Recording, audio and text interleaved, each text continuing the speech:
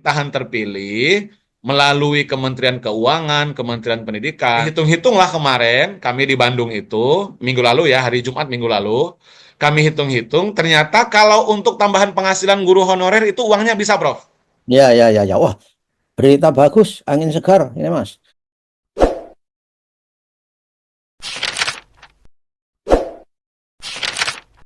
Apa tema kita? Tema kita ya tentang perjuangan untuk guru, yaitu terutama bagaimana kesejahteraan guru ke depan, bagaimana rencana pemerintah, bagaimana peta jalan, menempatkan peta jalan pendidikan yang sudah di launching. Saya juga pernah diminta untuk memberi masukan ketika dengar pendapat publik di Jogja dengan Mas Satriwan Salim ini, dan kita akan berbicara kesejahteraan guru lebih dalam. Assalamualaikum warahmatullahi wabarakatuh, Mas Satriwan. Waalaikumsalam warahmatullahi wabarakatuh. Bagaimana kabar, Prof? Alhamdulillah sehat, Mas. Ini harus Mas. Harus selalu sehat dengan cara makan berimbang dan olahraga. Sekarang Ya. kunci sehat itu bukan 4 hari 5 sempurna sekarang ini. Menurut Tapi apa, Prof? kata gizi berimbang. Jadi Gizi berimbang. boleh, misalnya nggak boleh ekstrim jeroan misalkan kerja, nggak boleh. Nah, Mas, kembali ke topik kita Siap, tentang Prof. guru, tentang kesejahteraan guru. Apa yang panjenengan bisa lihat di roadmap itu atau di kebijakan pemerintah? Apa, Mas? Ya, makasih, Prof. Yang pertama, tentu kita harus terus optimis gitu ya dengan apa namanya berbagai rencana kebijakan yang dibuat oleh pemerintah gitu. Pasti akan selalu ada harapan. Nah, terkait peta jalan pendidikan Indonesia 2024 lalu sampai 2029, 29 sampai 34, 34, 39, 39 sampai 2045, 20 tahun ke depan. Ya. Yang baru dikeluarkan oleh Bappenas, Kemdikbud Ristek, dan Kementerian Agama gitu ya. Nah, ini sebuah harapan ya, karena di eranya Nadiem kita nggak punya peta jalan. Maksud saya, di tahun 2020 kita sudah pernah waktu itu menyiapkan peta jalan pendidikan, tetapi kan diprotes ya oleh Ya. publik, ya kan, karena kontroversial, tidak memasukkan budaya, agama, dan Ya. seterusnya. Sehingga itu apa namanya diendapkan gitu ya. Nah, terakhir kemarin di akhir penghujung pemerintahan dibuatlah peta jalan. Nah, saya minggu lalu diundang oleh Bappenas di Bandung gitu ya untuk memberikan masukan, kritik-kritik, saran terkait dengan peta jalan pendidikan Indonesia 2024-2045, Hmm. khususnya tentang tata kelola guru. Nah, satu hal yang mungkin sangat menarik ya bagi pendengar, khususnya bagi guru-guru gitu ya, Hmm. yaitu mengenai kesejahteraan. Nah, pertanyaan pokoknya saya banyak ditanya oleh teman-teman, Prof, Ya. di lapangan itu, termasuk di media televisi, Pak, bagaimana tentang janji? Nah, ya kan ini penting nih janji ini nih dari Pak Prabowo yang diwakili oleh Pak Hashim, siapa namanya, Hashim Joyo Hadikusumo gitu, akan Ya. memberikan upah 2 juta atau tambahan penghasilan tamsil untuk semua guru tanpa kecuali mulai bulan Oktober 2024. Itu clear Hmm. janjinya Pak Hashim Joyo Hadikusumo sebagai TKN. Nah, sekitar 1 bulan berjalan ini, pasca dilantiknya Pak Abdul Mukti sebagai Menteri Pendidikan Dasar Menengah, beliau pun merespon pertanyaan-pertanyaan wartawan mengenai isu kenaikan gaji guru ini, Prof. Ya Ya, ya, itu, kan? Mas, Nah, saya kira terus bukan kenaikan, saya kira itu tambahan, saya kira. tambahan, betul. Tambahan, ya. Tambahan penghasilan ya. Nah, lalu saya saya sampaikan juga di Bappenas bahwa ada 2 persoalan utama. Yang pertama adalah kalau responnya adalah kenaikan gaji guru, ya setiap tahun itu di era Jokowi, di era Pak SBY, gaji guru itu naik. Bahkan di era SBY pernah sampai 15%. Guru PNS dalam hal Ya. ini.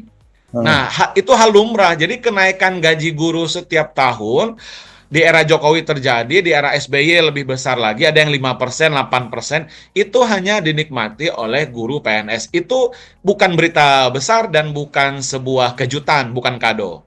Mhm. Akan menjadi kado adalah yang nomor dua. Kalau betul-betul Pak Hashim, kemudian pemerintahan terpilih melalui Kementerian Keuangan, Kementerian Pendidikan, memenuhi janjinya menambah penghasilan guru tanpa kecuali Mhm. sebesar 2 juta. Nah, ini yang saya sampaikan Prof di Bappenas Ya, minggu ya, lalu ya. itu. Di dalam astacitanya Pak Prabowo itu jelas juga Prof bahwa akan meningkatkan kesejahteraan guru, normatif lah. Hmm. Tapi ada yang lebih spesifik. Prabowo akan menetapkan upah minimum bagi guru-guru non aparatur sipil negara, yaitu guru-guru honorer. Mhm. Ya. Nah, saya bilang ke Bappenas, kalau pemerintah ingin memenuhi janjinya, ya kan, oke lah yang 2 juta itu ada argumentasi dari sisi anggaran yang belum ada gitu, tapi setidaknya ada willingness gitu ya, atau Hmm. bahkan mungkin political will Hmm. mulai 2025 nanti, bisa nggak Bappenas dengan Kemdikbud, Kementerian Keuangan, Kementerian Agama, untuk fokus dulu ke guru honorer, memberikan tamsil, Ya, ya. tambahan penghasilan.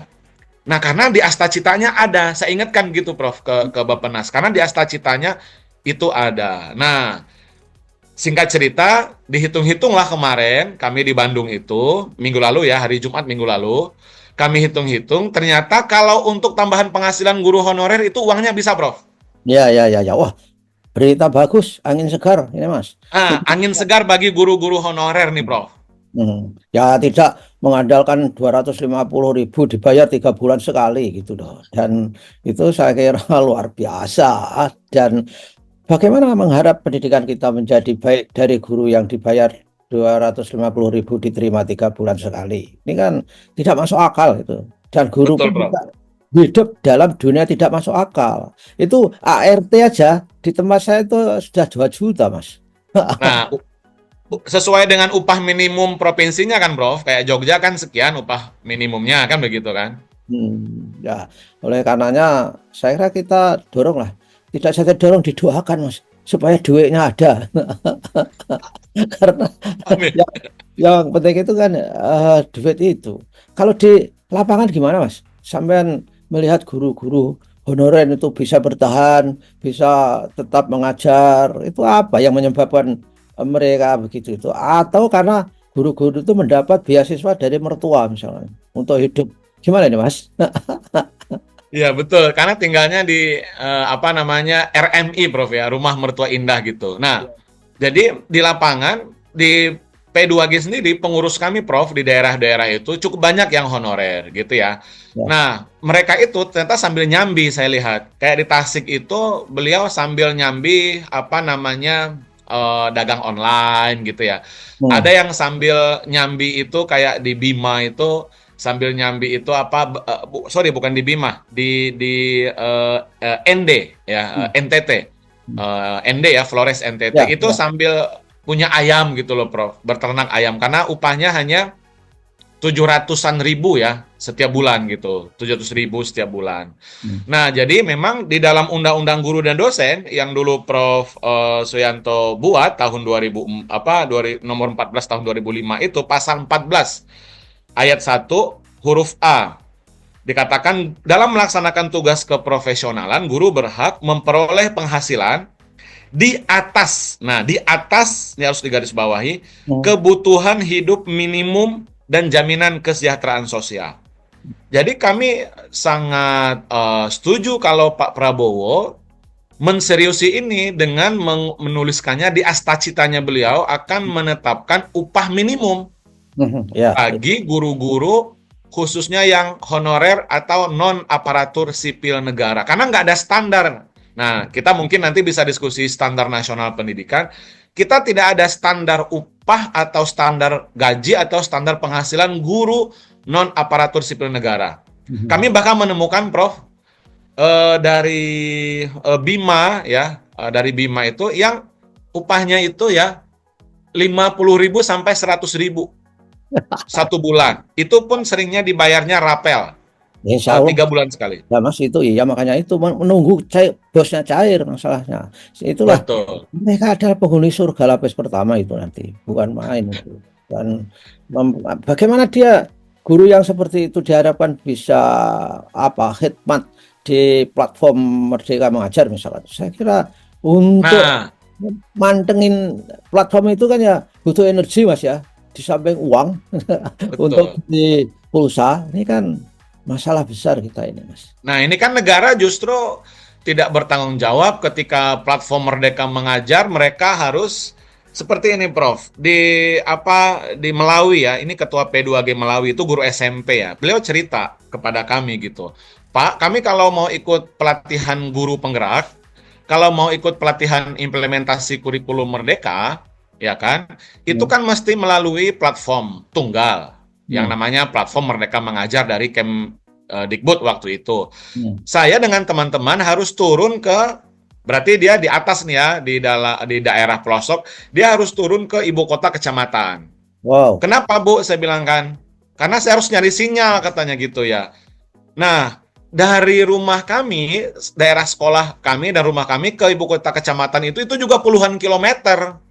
Bukan Hmm. kayak kita di Jawa ya, di Pulau Jawa kita, tapi di sana itu puluhan kilometer melalui sawit, melalui perkebunan, hutan gitu ya, Hmm. mencari sinyal katanya. Nah, yang lebih repot, Pak, katanya gitu, ini pelatihan guru-guru honorer, bayangkan upahnya itu gajinya tidak sampai 1 juta, ada yang 500.000. Mereka juga harus mengeluarkan dari kocek sendiri, mengeluarkan biaya sendiri untuk mencari sinyal, untuk mencari internet kata gitu, untuk pelatihan.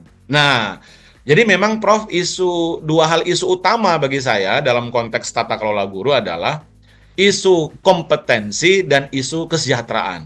Hmm. Ya. Nah, bagi kami di P2G, kesejahteraan itu dulu rasanya yang harusnya menjadi prioritas, sambil kemudian kita benahi kompetensi guru. Ini kan bermasalah juga nih, Prof. Ya. Tetapi harusnya menjadi prioritas itu adalah ada standar gaji atau standar upah gitu ya, supaya jelas kayak tadi Prof bilang ART Prof saja ada standarnya. Berapa tadi? 2 juta ya kalau nggak salah. Hmm. Nah, di DKI Jakarta itu upah minimum provinsinya 5,1 juta. Di daerah lain ada yang 1,8 juta. Nah, karena balik ke Undang-Undang Guru Dosen Pasal 14 ayat 1 poin A tadi huruf A, guru berhak memperoleh penghasilan di atas kebutuhan hidup minimum. Jadi Hmm. kalau buruh, labor itu, worker itu punya standar upah minimum, mestinya guru itu di atas standar upah minimum. Ah, Itu ya. Undang-Undang Guru dan Dosen. Nah, itu yang kami dorong Pak Prabowo membuktikannya karena janjinya sudah ada di Astacita tadi, Prof. Oke, baiklah Mas. Saya kira isu yang sangat menarik itu, dan isu itu ada dua, penting tapi tidak genting. Tapi kalau ini isu penting dan genting, jadi Nah, ini dia. harus harus kita menyemangati Pak Prabowo untuk mencarikan pemecahan.